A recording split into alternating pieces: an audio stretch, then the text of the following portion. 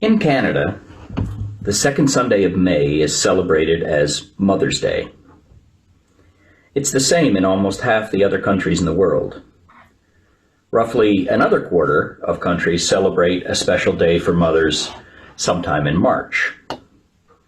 And most of the rest have some kind of similar day at some point during the year.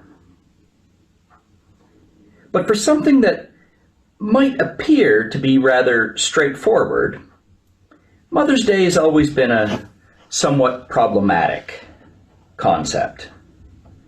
Right from the start of modern Mother's Day in 1908, there appears to have been confusion over whether it was a day when society as a whole celebrated mothers, or whether each individual person would simply celebrate their own mother. This might seem like a small distinction, but if you think about it, it really does change what it is that we're supposedly remembering. From a deeply personal remembering on the one hand, to some kind of institutional recognition of all things motherhood on the other hand. Things got even more confused as the 20th century went along, as the greeting card and flowers and chocolate companies all got in on the game. After all, what good is any day that can't be marketed and monetized? So the long and the short of it is that Mother's Day has become a bit of a mishmash of things. But even though the exact definition or purpose of the day is a bit cloudy, there's still no doubt that it did catch on very quickly in North America. By the 1920s, it was a featured day in many churches. And for over half a century, the mothers in many congregations were often warmly greeted at the door and sometimes even given a corsage or a carnation. And then they were often publicly praised at some point during the service. But eventually, some of the flaws in the mass veneration of motherhood began to be recognized. Because while some folks may indeed have wonderful memories of their mother, others might have decidedly less rosy memories of theirs. Even more pointedly, perhaps they no longer had a mother. Or perhaps they were mothers who had experienced some kind of loss.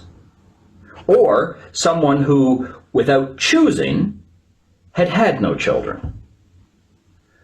All of whom then ended up being painfully reminded of this every year because of a well-meaning but clumsily executed day of supposed celebration. There's no doubt that for some folks, Mother's Day still is a very happy day. But for others, it's more complicated. So instead of focusing exclusively on Mother's Day, the church gradually slid toward promoting what it calls Christian Family Sunday. It was a change that was quite easy to make because, well, let's face it, Mother's Day is a secular holiday to begin with, and it was only imported into the church after the fact. Whereas Christian Family Sunday has the word Christian right there in the title. It didn't take long, though, for this day to also demonstrate some deficiencies.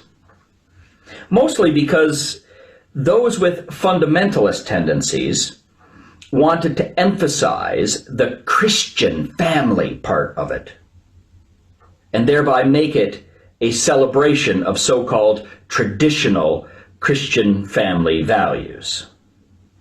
You know, with a father and a mother and 2 or 3 children, hands neatly folded in prayer, all seated very well in a church pew before going home and then sitting neatly around a Sunday dinner table.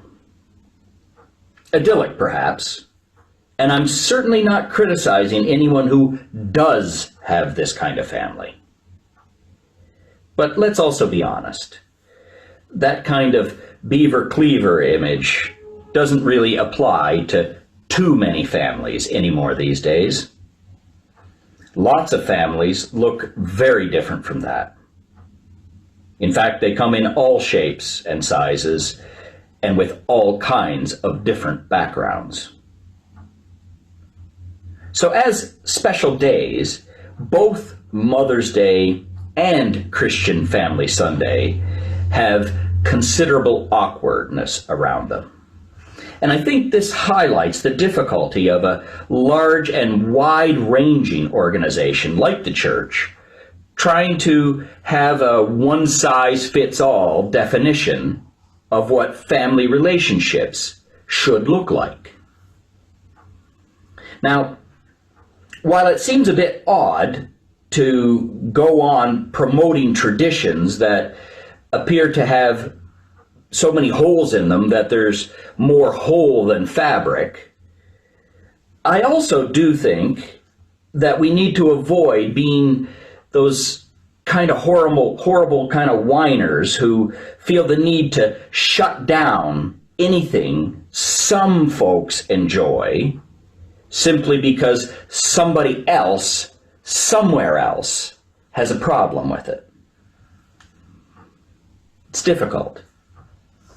So in the end, I'm not sure what the church's official position should be in regard to Mother's Day or Christian Family Sunday. I'm not sure we really need to have an official position. If you want to celebrate your mother, or motherhood in general, today, then by all means, go right ahead in whatever way you feel best. And if you have a traditional nuclear family and you want to give thanks for that, then that is also absolutely proper. And if your family includes different combinations of moms and dads or members with no titles at all, that's great too. And for those who have fewer biological family members in their lives, give thanks that family is less about who is born to whom than about who you love and who is an important part of your life. Everyone can celebrate those who have become part of your family. And the church, I think, shouldn't be in the business of saying who is and who isn't part of your family. So instead of putting effort and energy into celebrating arbitrary days on the calendar, let's focus instead on acting as much like an extended family as possible. And I say this not just as some wishy-washy response to changing social traditions. In fact, I think, rather, that it's a return to a deeper and better tradition whose age isn't measured in decades, but in centuries and millennia.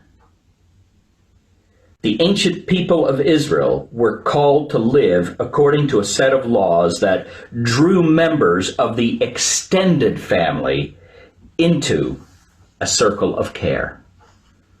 Now, some of those ancient laws appear quite bizarre by today's standards, but in one way or another, they were designed to draw people closer together into an extended family.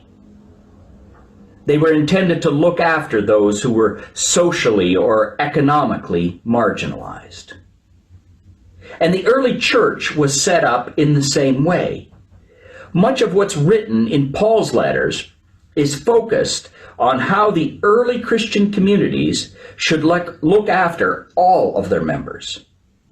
Not just those with identifiable biological or nuclear families, everyone who was part of the group. During this time, I think when so many people are looking for something worthwhile to occupy their days, if you're able, call someone who maybe isn't a direct member of your traditional family unit. Share with them why they're special and why they are part of your extended family. And if we all do this, even once today, or maybe over the upcoming week, then the true underlying value behind things like Mother's Day or Christian Family Sunday will well and truly be served.